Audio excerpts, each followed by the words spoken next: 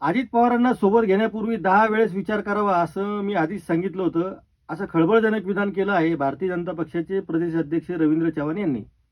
खरं तर कोकणातील निलेश राणे प्रकरणामध्ये पुरतं हास्य झालेल्या रवींद्र चव्हाणांची विधानं भाजप कितपत गांभीर्याने घेतो असाच प्रश्न आता पडलेला आहे. त्या उलट अजित पवारांनी डंके के चोट पर मुंबई महापालिका निवडणुकीमध्ये नवाब मलिक यांच्याच चेहऱ्याच्या आधारे निवडणूक लढवण्याचा निर्णय घेतला. भाजपमधून टोकाचा विरोध असतानाही नवाब मलिक हेच राष्ट्रवादी काँग्रेसचे मुंबईतील सूत्र हलवत आहेत. दुसरीकडे पुणे महापालिका आणि पिंपरी चिंचवड महापालिकेमध्ये अजित पवारांनी भारतीय जनता पक्षावर एकच टीकास्त्र सोडलेलं आहे. आपल्याला चर्चा करायची आहे, अजित पवार भारतीय जनता पक्षाला पुरून उरलेत का? अजित पवारांच्या बाबतीमध्ये रवींद्र चव्हाणांनी केलेल्या विधानानंतर भाजपची अजित पवारांच्या बाबतीतली दिशा बदलू शकते का? की आधीच्या विधानांसारखंच रवींद्र चव्हाणांच्या याही विधानाकडं फक्त बघून दुर्लक्ष केलं जातं? आणि सगळ्यात महत्त्वाचं म्हणजे आगामी काळामध्ये शरद पवारही अजित पवारांच्या मागे येऊन NDAमध्ये सामील होतात का? हाही विषय आपल्याला चर्चा करायची आहे. त्यासोबतच आता अजित पवारांचे सगळेच विषय निघाले तर पुण्यातील जमीन गैरव्यवहार प्रकरणामध्ये अजित पवारांच्या मुलावर खरंच कारवाई होती की त्यातूनही ते सही सलामत बाहेर पडतात. आणि अशा सगळ्या विषयावर आपल्याला चर्चा करायची. भारतीय जनता पक्षाची काय अडचण झालेली आहे अजित पवारांच्यामुळं, किंवा भारतीय जनता पक्ष खरंच अडचणीत आहे का फक्त तो दाखवत आहे अडचण झाली म्हणून, हे सगळा विषय आपल्याला समजून घ्यायचा आहे.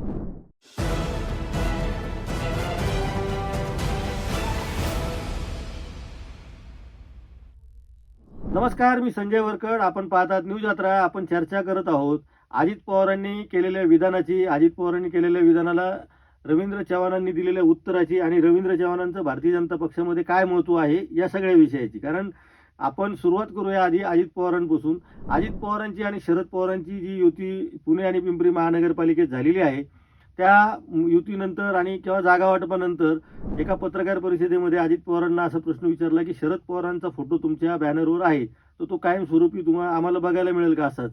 तर त्यावर त्यांनी असं उत्तर दिलं की तुमच्या तोंडात साखर पडू. तर याचा अर्थ काय घ्यायचा, ह्या सगळ्या माध्यमांना प्रश्न पडलेला असतानाच त्यांचं जे दुसरं विधान आलेलं आहे ते आणखीन खळबळजनक आहे की ज्यांनी माझ्यावर 70,000 कोटींचे आरोप केले, त्यांच्यासोबत मी सत्तेमध्ये बसलेलो आहे. त्यामुळं जे आरोप केलेले आहेत ते साधारणतः खोटे होते असं अजित पवारांना म्हणायचं आहे. आता ही जी अजित पवारांनी टाकलेली गुगली आहे त्याच्यावर रवींद्र चव्हाणांची दिलेली प्रतिक्रिया, खरं म्हणजे त्यांनी खरंच पक्षामध्ये असं सांगितलं असेल की अजित पवारांना सोबत घेताना 10 वेळेस विचार करावा. ते खरंही बोलत असतील, परंतु आत्ताचं त्यांचं विधान हे प्रचंड हास्यास्पद असं वाटतं. त्याचं 2-3 कारणं अशी आहेत की अजित पवार हे समसमान सत्तेमध्ये सहभागी आहेत. म्हणजे भारतीय जनता पक्ष, एकनाथ शिंदेचा पक्ष आणि अजित पवार या तिघांचा समान वाटा या सत्तेमध्ये सध्याच्या आहे. समान वाटा असलेल्या एका पक्षाच्या प्रमुखाला रवींद्र चव्हाण असं सांगतात की त्यांना सोबत घेण्याच्या बाबतीमध्ये मी 10 वेळेस विचार करा असं पक्षात सांगितलं होतं.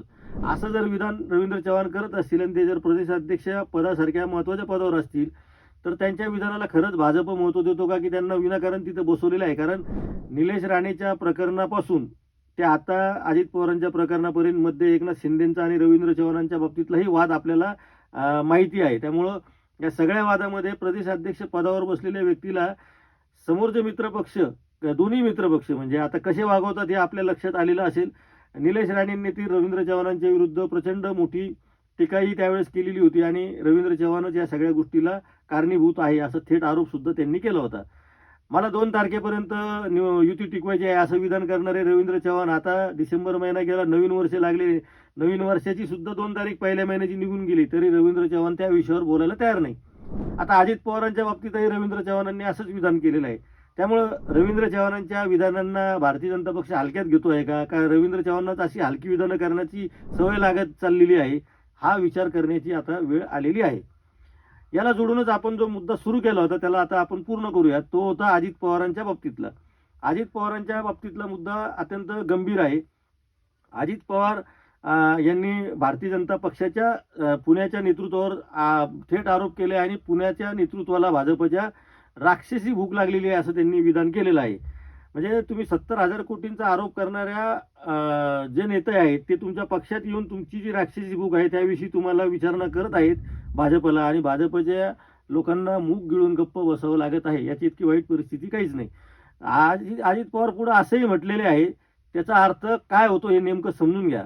त्याचा अर्थ काय होतो की जोपर्यंत आरोप सिद्ध होत नाही तोपर्यंत तो व्यक्ती दोषी नसते. याचा अर्थ आणि माझ्याकडेच बघा, माझ्यावर 70,000 कोटींचे आरोप झाले होते की नाही? मग मी आज सत्तेत आहे की नाही? याचा अर्थ असा होतो की भारतीय जनता पक्षाने केलेले जे आरोप होते ते दादांत खोटं होते, असं अजित पवार भारतीय जनता पक्षाच्या सोबत सरकारमध्ये राहून त्यांना सांगत आहेत. याच्या पलीकडे दुसरा काय अर्थ होतोय? अजित पवार असं सांगतायत की माझ्यावर आरोप झाले होते पण मी सत्तेमध्ये जाऊन बसलो की नाही, आणि ज्यांनी आरोप केले त्यांच्यासोबत जाऊन सत्तेत बसलो. याचा अर्थ माझ्यावरती आरोप करणाऱ्या लोकांनी अत्यंत दादांत खोटे आरोप केलेले होते. तर भारतीय जनता पक्षाने आता एक मान्य करायला पाहिजे, एक तर त्यांच्यावरचे आरोप खोटे होते, तर मग ते खोटे आरोप केले होते का? गिरेबान में झाक के देखो, अजित पवार असं रवींद्र चव्हाण म्हटलेले. आता गिरेबान में किसने झाक के देखो? जे तुम्ही आरोप करता, तुम्ही त्यांना सत्तेत घेतात, ते तुम्हाला येऊन शिव्या घालतात आणि तुम्ही त्यांना परत सांगतात की गिरेबान में झाक के देखो. गिरेबान में झाक के देखो तुम्ही बघायला पाहिजे. हा हेच वाक्य भाजपचे आहे. रवींद्र चव्हाणांचं वैयक्तिक आपल्याला बोलायचं नाही. मुद्दा असा आहे की ते भारतीय जनता पक्षाचे प्रदेशाध्यक्ष आणि अत्यंत महत्त्वाच्या पदावर आहेत. ते बोलतात म्हणजे भारतीय जनता पक्ष बोलतो आहे. गिरेबान में झाक के देखो का कोणाला सांगताय तुम्ही? अजित पवारांना. त्यांना सोबत कोणी घेतलं? तुम्ही घेतलं. उपमुख्यमंत्री कोणी केलं? रवींद्र चव्हाणांनी केलंच नसतील, ते अमित शहानी आणि त्यांनी वरतून ठरलेलं असेल ते. त्यामुळं रवींद्र चव्हाणांनी सुद्धा आता सांगायची वेळ आलेली की अजित पवार किसको मानने वाले है नहीं, जब तक वो साथ में है तब तक निभाना पडेगा. गिरेबान ने झाक के देखो, अमुक देखो, तमुक देखो, उनको बताने की जरूरत नाही. त्यांना जे वाटेल तेच करणार आहेत. आपण आणखीन एक उदाहरण घेऊ अजित पवारांचं. मुंडवा जमीन गैरव्यवहारामध्ये स्वतःचा मुलगा अडकलेला असताना अजित पवार वारंवार समोर येतात. चौकशी समिती स्थापन केलेली असताना ते येऊन सांगतात की व्यवहारच झालेला नाही, तर कारवाई कशी काय होऊ शकते? मुख्यमंत्री स्वतः त्याच्यामध्ये चौकशी समिती नेमतात आणि त्याच्या आधी येऊन चौकशी समितीच्या आधी येऊन अजित पवार उत्तर देतात. त्यामुळं अजित पवार हे भारतीय जनता पक्षाला झेपणारं व्यक्तिमत्व नाही, असं अनेकांचं मत झालेलं आहे. त्यामुळं हे भाजपनी आता विनाकारण आम्हाला ते नकोच होते, आम्ही असं ठरवलंच होतं, अमुकच होतं, मग सत्तेत घेतलेलं आहे. अर्थसंकल्प तयार करणारे आता अर्थसंकल्पीय अधिवेशनामध्ये तेच अर्थसंकल्प सादर करणार आहेत. लाडक्या बहीण योजनेची तरतूदही तेच करणार आहेत. पुढच्या भारतीय जनता पक्षाच्या ज्या महत्त्वाचे मंत्री आहेत त्यांच्या खात्यांमधला निधी वाटपाच्या संदर्भातले निर्णय सुद्धा ते भाजप खूप म्हणतो की ते एकटे घेणार नाहीत, पण ते एकटे जरी घेणार नसले तरी ते त्या ठिकाणी बसलेले, त्यांना विचारत न घेता तुम्हाला सुद्धा निर्णय घेता येत नाही, ही सुद्धा परिस्थिती आहे. त्यामुळं अजित पवारांच्या बाबतीमध्ये भाजपचं हे जे धोरण आहे हे तळागाळातल्या लोकांना, आता भाजपच्या कार्यकर्त्यांना जास्त लक्षात यायला लागलं. खरंच भाजप रवींद्र चव्हाण म्हणतात तसं गिरेबान में झाक के देखो आणि आम्हाला मग बोलता येईल वगैरे, आता तुम्ही खरंच बोलणार आहात का? त्यांच्यावर कारवाई करणार आहात का? हे महाराष्ट्र बघतो आहे.